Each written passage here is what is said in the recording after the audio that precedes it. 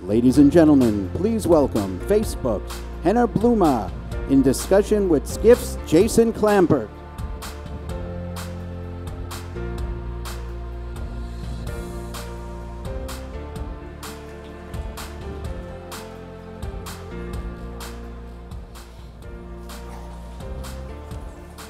Want to thank everybody for coming back from the last break. We've just got a little short sprint left in the day. And then we'll have a nice cocktail hour to finish everything out. When you guys leave, make sure to grab a copy of the little magazine and program that we have. They're scattered on tables downstairs, and somebody might hand them out as well. It's a good way to keep track of what happened today, and there's also some essays in there that I think you'll find interesting. So as with the other sessions, you can ask some questions on Slido. I think you know how to do that by now, and thank you for participating so far. It's been fun to see the questions roll in. So today we've got Henner. We're going to talk a little bit about Facebook and marketing in Europe. I want Henner to start a bit. I think with some of the big tech companies, it's hard to know exactly what people do. And so I'm going to have Henner tell us exactly what he does so that everything else makes sense. Okay, I try to. So first of all, thank you for having me today. So I'm a group director with Facebook in Germany, which means that I have teams consulting clients and agencies of how to use Facebook in marketing and sales. We're very closely working with clients, working with them on the value propositions they have in the market, how they can market their products or services. But also working with creative agencies and with media agencies as a team to make real use of Facebook, of Instagram, and all the possibilities there are in order to have the best marketing effect for their products. And this encompasses creative work, how creative look like on mobile screen, what are best practices there. That means media booking and formats, what is the most efficient media strategy. And of course, measuring all this, the right attribution in the end to see what impact Facebook can bring to the overall set of marketing instruments. You mentioned mobile, and I met with some Facebook people last year, and one was telling me how basically among their team, they didn't think of anything beyond mobile anymore because mobile was almost the ideal experience for Facebook and also the biggest growth area in terms of bringing on new people in different countries. But also from a marketing standpoint, the engagement level was so much higher because the units are right there. It's not so much that your thumb can't help but touch them sometimes, but it's so much part of there's a single stream experience. When you're talking to marketers about this type of experience engagement with users, how do you kind of explain it and how do you coach them along? Well, first of all, it's, if I look at travel, for example, all information about destinations, about restaurants at destinations, the processes of booking something, researching something, or even rate something is online and is thus also mobile, and I can access it anywhere and any time, which for me as a customer is a perfect thing to do. And if you look at, for example, the US, the share of digital of sales is 45%, mainly driven by mobile. So you really have to think in all industries how you reach your customers and how you can create a customer experience by not only reaching them, but in terms of content, of functionalities, support, their more or less individual way of researching, booking travel, and be a companion while they travel. So I think that's very interesting on one side, and it's very clear on the other side. Because when I came here, I not ordered a taxi like I would have done 10 years ago maybe, but I used a shared mobility service with an app on my phone. So I think it's more or less natural that mobile is the platform of the future, and I think travel has to go even more mobile with new services and new opportunities to connect with their customers where they are and when they wanted to. So does desktop not matter anymore? I wouldn't say desktop doesn't matter anymore, but I mean, if you look at a customer journey, people in market for travel, they have around 50 digital-driven touch points in relation to travel. And these can be multiple channels, could be mobile again, then one desktop. So we really have to be there where the people are. And looking at our own product and platform, over 90% of people access Facebook via the mobile phone in Germany. So, and Mark Zuckerberg, like a few years ago, he decided to lock down all developer resources to make the desktop experience the best mobile experience. And he's saying, if I haven't done that at that time, we might be out of business today, because people are using Facebook and Instagram and Messenger mainly on mobile. Mm-hmm. So I think companies have to foster their mobile strategy. It's like in product and service, but also in marketing and communications to build the brand, to generate bookings, or even onboard people to their loyalty programs. Mm-hmm. You mentioned arriving here and using a shared service to get from the airport. I think a lot of times in travel we think of travel as something separate from the rest of our consumer lives. We build a travel app, and don't think of, let's say, Google Maps or Apple Maps as a travel app. A couple of years ago, there was all these people who wanted to be the Facebook of travel, which, smart people would say Facebook is a Facebook of travel. From your experience working with other consumer-type brands other than travel, what are some of the lessons of the consumer journey that are kind of essential for travel brands to think about?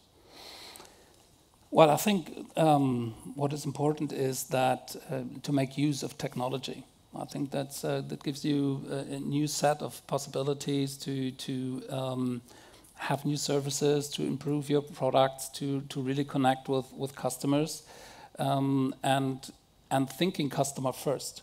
I think we all talk about mobile first, but for me, mobile first is a result of thinking customer first.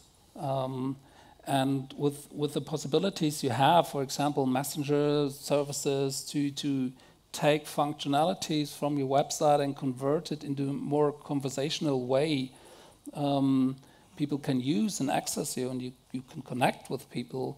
I think you really have to rethink how you think about travel. So, for example, other industries like auto, if I stick to the messenger example, they use the functionalities of a car configurator, which is mainly online, and build it into a bot on Messenger. So you can configure a car with a Messenger bot, like for Mercedes, for BMW, other brands. And I think this is really the way to go, and really to also apply some trial and error thinking. If you look at marketing and sales, for example, the car sharing I used, DriveNow here in Germany, they discovered the stories format on Instagram. And what they did, even before we thought about using an ad to drive their subscriptions. Because we were thinking about, okay, there's stories, there's branding, of course, there's some ads, but not really thinking about DR at that point. And they did, and they used a static picture, and they drove massive new subscriptions, like factor 3 in the period of the campaign, in comparison to what they did before. So it's saying yes to tech. Really think about where you can integrate tech or make use of tech in your value chain, in your marketing and sales, and then really try and error and get your own understanding of where to go, how to develop.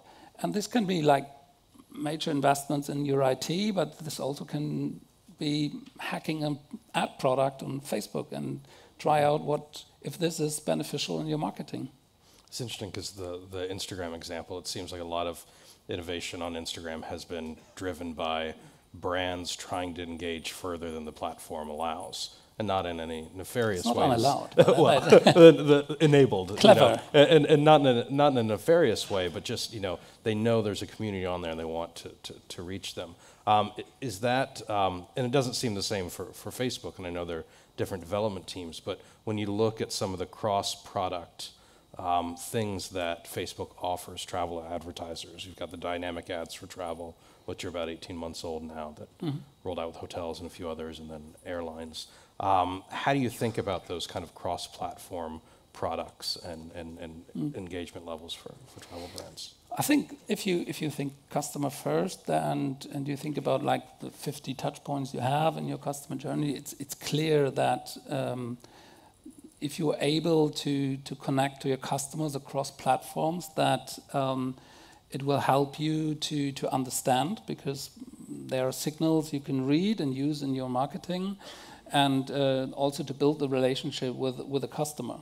And that's what we do with the dynamic ads for travel, because there are different ways of using it. But for example, Air France, they used it.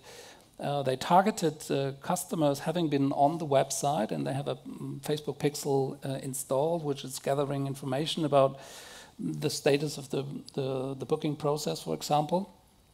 And they retargeted these clients not having finished the booking with dynamic ads for travel, building on what destination, what time frame people are looking for. And then really tailored content about the destination, flight offerings and all this into dynamic ads for travel, retargeting these people. And they saw really great success. So they cut their cost by 50% per booking of these bookings. It was factor 12 in conversions. So it really pays off also. So and having products and having platforms in the digital space which enables you to be customer-centric, customer-first, and do, I would say, a mass customization. Having a technique, identify the needs of the customers, and delivering content, functionalities, services in regards of that. I think that's the power, and that what every brand should build in, regardless of the industry. You mentioned the booking element there, and I know early on, travel brands and Facebook, there was, especially with hotels, kind of a level of disappointment with the bookings, the direct bookings, and a lot of them pulled back from that. And when I think of kind of the Facebook-Google dichotomy, I think of Google as the driving bookings and the Facebook driving inspiration. Can you tell me what's wrong with that assumption that I just made, or if that is kind of accurate in thinking of the roles? Yes. I think what we do at Facebook is we look at full funnel. So I think we want to support marketers with a full funnel approach.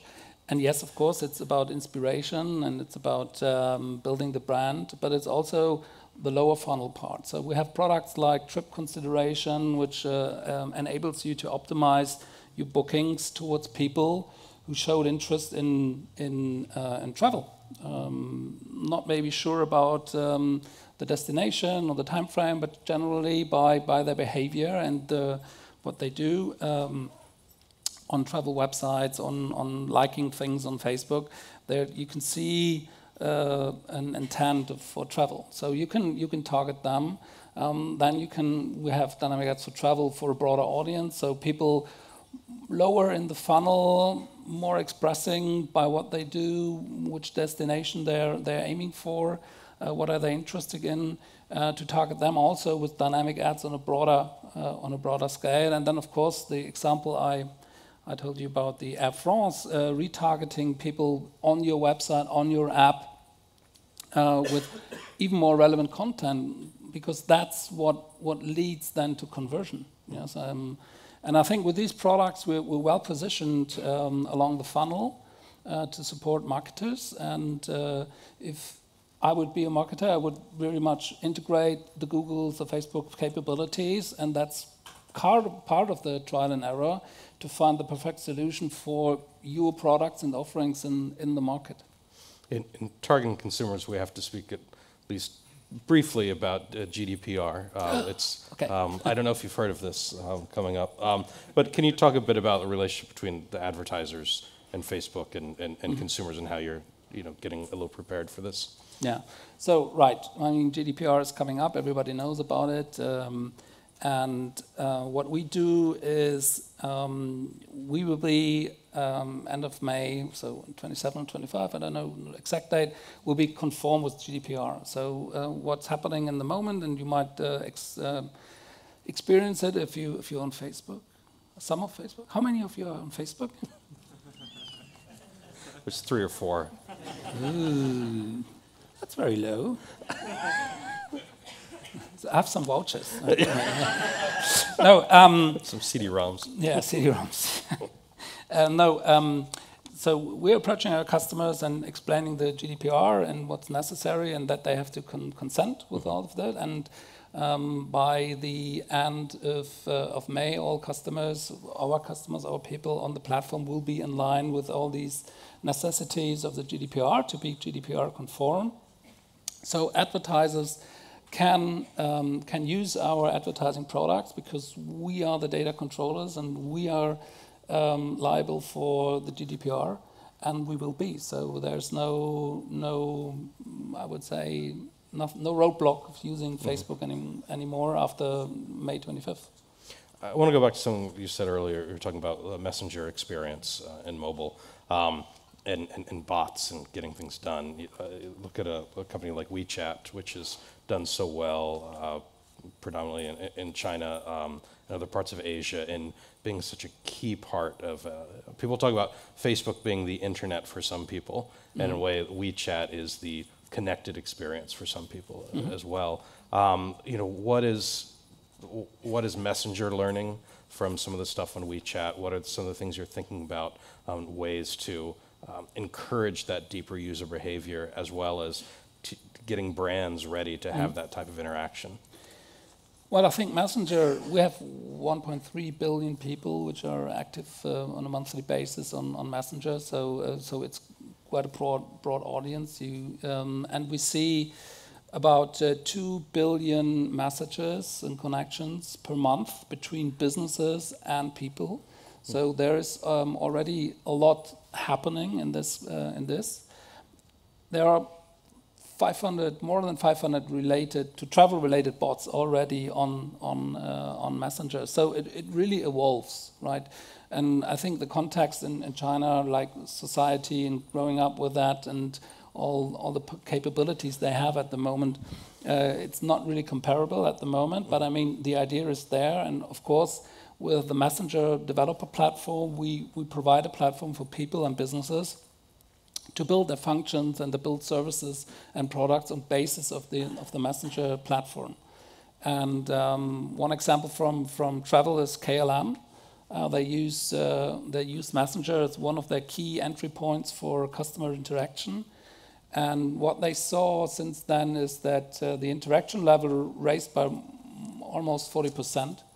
And that, for example, boarding passes, the share of boarding passes delivered via Messenger is already 15%, something. So they're really in the process of enriching the customer experience there, and thinking about what products and services could be relevant. And it's very much about bringing like functionalities into a more conversational way on the platform at scale again. Beyond KLM and the boarding pass, have you seen a willingness to do more transactions through Messenger directly with travel companies, hotel examples, or? Not that much at the moment, to be honest. I'm not aware of, like, the U.S. market is pioneering. We're behind there. on that. Yeah. So I'm not sure about every pilot's running there, but in general, at the moment, I can't really see, apart from like the KLM example. And but I think the platform is there, and the capabilities will be built, and in the future, that's definitely possible. Okay, we'll take a few questions from the crowd. I like this first one because it combines Facebook and peer-to-peer in the same question. Two hot terms. No. Will Facebook ever start selling peer-to-peer or business-to-consumer travel products? I don't know, to be honest.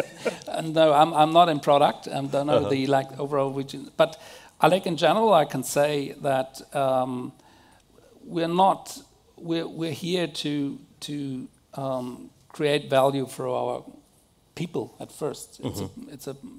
We heard about the mission we have to build communities, connecting people. That's our forefront goal.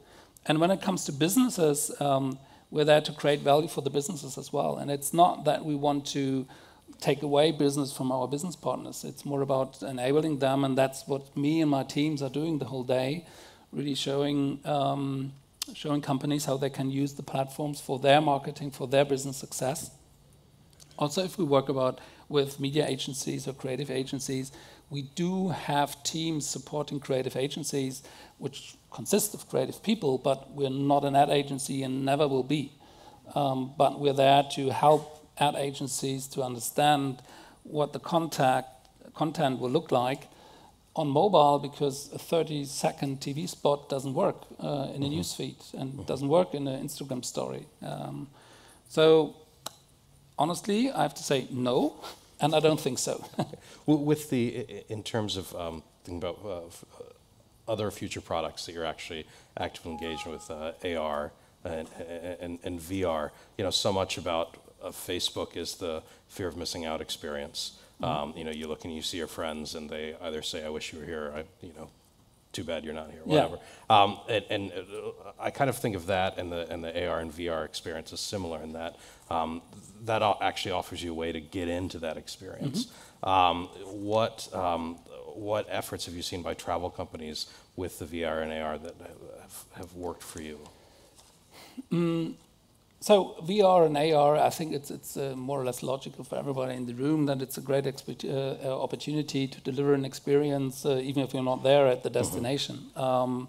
And I think it's part of the making tech part of the DNA of a travel brand. And that's one hand, it's the functionalities and the possibilities you have from a tech perspective, but also it's if you have tech in the DNA, you are, I would say, from a brand perspective, a more contemporary travel brand, which is more appealing to people because you relate more of how people today inform, book travel, or if they own travel, how they use products and services you might offer beyond the actual travel or beyond the actual ticket. And VR is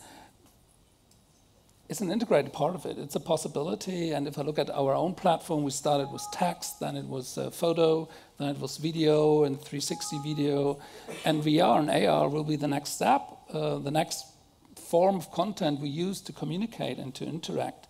And automotive industries, they use it a lot at the moment, or experiment a lot of it, because like the German automakers, they extended their product portfolio from like 6-7 car lines to niche products and over 30 car lines. So it's, for a dealer, it's not possible to have all car lines within the dealership, even if there are people interested for a niche model. So what they're experimenting is having VR in the dealership and giving people the opportunity to engage with the car, explore the car, in VR, and also beyond that, for example, Audi in London, what they did a VR experience where you have been in a new Audi TT with the engineer built this car who was driving on a test drive and you were on the other seat, and he was explaining you while showing it in a VR environment what the new technique are, why the engine is